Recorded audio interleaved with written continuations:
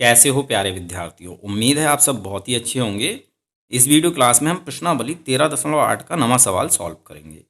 1 से लेकर 8 तक सवाल हम लोगों ने सॉल्व कर लिए हैं और इन सभी सवालों के लिंक मैं इस वीडियो के डिस्क्रिप्शन बॉक्स में दे दूंगा। तो नवा सवाल हमें दिया, लोहे के 27 ठोस गोलों को पिघलाकर, जिनमें से प्रत्येक की त्रिज्या r है और पृष्ठीय क्षेत्रफल s है, एक बड़ा गोला बनाया जाता है जिसका पृष्ठीय क्षेत्रफल s डैश है। देखो सवाल में हमसे बोला गया है 27 ठोस लोहे के गोले लिए और इनको पिघलाकर एक बड़ा गोला बनाया गया है। जिन गोलों को पिघलाया गया है इनमें से हर एक गोले की त्रिज्या है r और हर एक गोले का पृष्ठीय क्षेत्रफल है s, और ये जो बड़ा गोला बनाया जाता है इसका पृष्ठीय क्षेत्रफल है s डैश। ठीक है, तो हमें ज्ञात क्या करना है, फर्स्ट पार्ट में हमें नए गोले की त्रिज्या ज्ञात करनी है। ये जो बड़ा गोला बनेगा इसकी हमें त्रिज्या ज्ञात करनी है और इन्होंने इस त्रिज्या को r डैश बोल दिया है। ठीक है, तो हमें r डैश ज्ञात करना है। और सेकंड पार्ट में हमें s और s डैश का अनुपात, s क्या है, छोटे गोले का पृष्ठीय क्षेत्रफल है, और s डैश क्या है, s डैश है बड़े गोले का पृष्ठीय क्षेत्रफल। ठीक है, तो इन दोनों के पृष्ठीय क्षेत्रफलों का अनुपात हमें ज्ञात करना है। चलो सवाल को सॉल्व करते हैं, सभी चीज़ अच्छे से समझाऊंगा, सवाल आपको समझ में आ जाएगा। ठीक है, फर्स्ट पार्ट में स्टूडेंट्स हमें क्या करना है, नए गोले यानी बड़े गोले की त्रिज्या ज्ञात करनी है। आप इसको नया गोला बोलिए चाहे बड़ा गोला बोलिए, बात एक ही है। तो फर्स्ट पार्ट में हमें नए गोले की त्रिज्या ज्ञात करनी है और इन्होंने इसकी त्रिज्या को r डैश बोला है। ठीक है, तो हमें फर्स्ट पार्ट में क्या करना है, इस r डैश का मान निकालना है और हर एक छोटे गोले की त्रिज्या हमें सवाल में r दे रखी है। ठीक है, अब देखो, जब कभी भी हम किसी एक वस्तु से कोई दूसरी वस्तु बनाते हैं तो ऐसी स्थिति में दोनों वस्तुओं के आयतन हमेशा बराबर रहते हैं। ठीक है ना, एक वस्तु से जब आप दूसरी वस्तु को बनाओगे तो क्या होगा, इन दोनों वस्तुओं के आयतन सेम रहेंगे, बराबर रहेंगे, ये चेंज नहीं होंगे। ठीक, तो सवाल में देखो हम क्या कर रहे हैं, 27 ठोस गोलों को पिघलाकर एक बड़ा गोला बना रहे हैं। तो ऐसी स्थिति में क्या होगा, जो इन 27 ठोस गोलों का आयतन होगा वही आयतन होगा इस बड़े गोले का। दोनों के आयतन बराबर रहेंगे, आयतन में कोई परिवर्तन नहीं होगा। ठीक है, तो यहीं से हम अपना सवाल सॉल्व करते हैं। देखो बड़े गोले का आयतन क्या होगा, गोले का आयतन निकालने के लिए फॉर्मूला होता है 4/3 पाई r क्यूब। बड़े गोले की r है r डैश, तो यहाँ r का मान आपको रखना r डैश और क्यूब लगा लेना है। ये हो गया बड़े गोले का आयतन बराबर 27 ठोस गोलों का आयतन। तो हमें एक गोले का आयतन पता चल जाएगा, 27 गोलों का हम निकाल लेंगे। एक ठोस गोले का आयतन क्या होगा, फॉर्मूला सेम रहेगा 4/3 पाई r क्यूब, और छोटे गोले की त्रिज्या यानी r है स्मॉल r, तो स्मॉल r का क्यूब।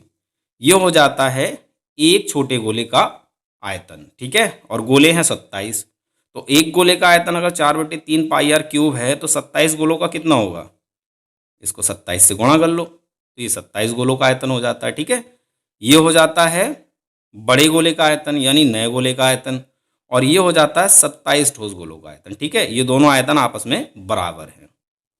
3 से 27 9 बार में कैंसिल हो जाएगा। ठीक है, तो हमें यहाँ मिलेगा 4/3 पाई r डैश का क्यूब और बराबर हो जाएगा 4 नेम 36 बचा पाई r क्यूब। ठीक है, यहाँ तक समझ में आ गया। हमें फर्स्ट पार्ट में क्या निकालना है, इस r डैश को निकालना है। तो हम क्या करेंगे, r डैश का क्यूब यहीं रोक लेंगे और इनकी साइड चेंज कर लेते हैं। ठीक है, तो हमें r डैश मिल जाएगा, तो यहाँ हमें रखना है r डैश का क्यूब और इनकी हमें साइड चेंज करनी है। तो 3 यहाँ बटे में है, ये यहाँ पर आएगा तो इनके साथ आ जाएगा गुणा में, 36 पाई r क्यूब के साथ 3 आ जाएगा गुणा में, क्योंकि बटे की संख्या की जब साइड चेंज करते हैं तो गुणा में आती है। ठीक है, और ये दोनों पाई और 4 ये आ जाएंगे बटे में।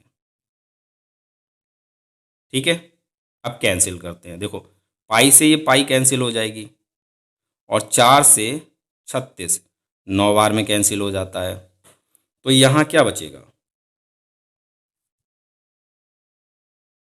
यहाँ बचेगा 9 गुणा 3, ये हो जाता है 27 और r क्यूब।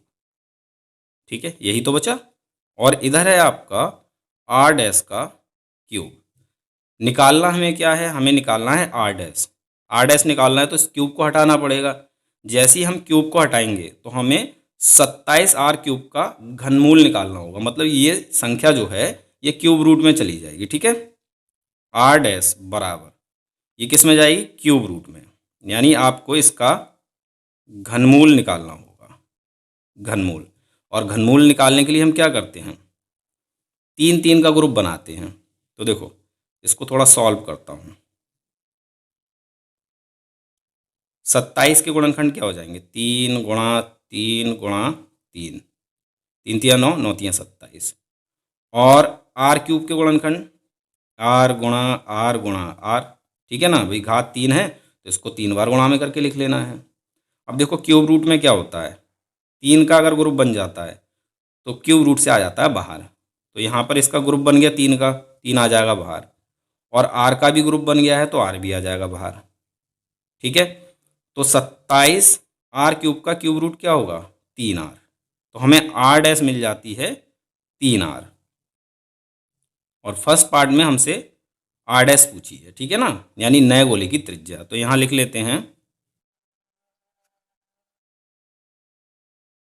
नए गोले की त्रिज्या जो कि आर डैश है, ये हमें मिल गई 3 आर। ठीक है, और इस 3 आर में ये जो आर है ये क्या है, हमें पता है ये छोटे गोले की त्रिज्या है। ठीक है, तो यहाँ हमारा फर्स्ट पार्ट सॉल्व हो जाता है। अब हमें सेकंड पार्ट को सॉल्व करना है, तो चलिए सेकंड पार्ट सॉल्व करते हैं। सेकंड पार्ट में स्टूडेंट्स हमें छोटे गोले के पृष्ठीय क्षेत्रफल का बड़े गोले के पृष्ठीय क्षेत्रफल से अनुपात बताना है, यानी हमें एस का एस डैश के साथ अनुपात बताना है। ठीक है, तो इसके लिए हमें क्या करना है, इन दोनों के पृष्ठीय क्षेत्रफल निकालने हैं। देखो छोटे गोले की त्रिज्या हमें सवाल में दे रखी है आर, और बड़े गोले की यानी नए गोले की त्रिज्या अभी अभी हमने फर्स्ट पार्ट में निकाली है 3 आर। ठीक है, तो देखो छोटे गोले का पृष्ठीय क्षेत्रफल क्या हो जाएगा, पृष्ठीय क्षेत्रफल हम कैसे निकालते हैं गोले का, फॉर्मूला होता है 4πr²। तो छोटे गोले की त्रिज्या यानी आर है स्मॉल आर, तो स्मॉल आर स्क्वायर, ये हो जाता है छोटे गोले का पृष्ठीय क्षेत्रफल। इसी प्रकार से हमें बड़े गोले का पृष्ठीय क्षेत्रफल निकालना है, तो इसके लिए फॉर्मूला 4πr²। बड़े गोले की त्रिज्या यानी आर है 3 आर, तो आर का मान हमें 3 आर रखना है और स्क्वायर लगा लेना है। ठीक है, ये हो जाता है बड़े गोले का पृष्ठीय क्षेत्रफल। अब हमें इन दोनों का पृष्ठीय क्षेत्रफल का अनुपात निकालना है, छोटे गोले का बड़े गोले के साथ। ठीक है, तो यहाँ हम लिखते हैं अनुपात,